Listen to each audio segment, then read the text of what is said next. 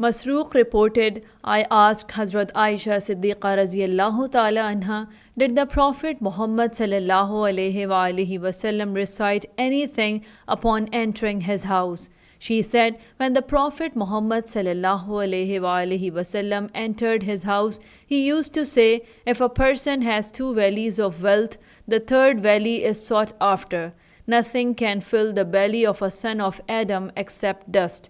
Yet Allah accepts repentance from him who repents to him, gives up sins and seeks pardon. She added, we used to earn wealth to build houses so that prayers could be established, zakat could be paid, and those who were deserving could be given their dues. And for all that, we had to work and strive, and whatever Allah bestowed upon us, we would spend it in His way. Musnad Ahmad Hadith number 23185.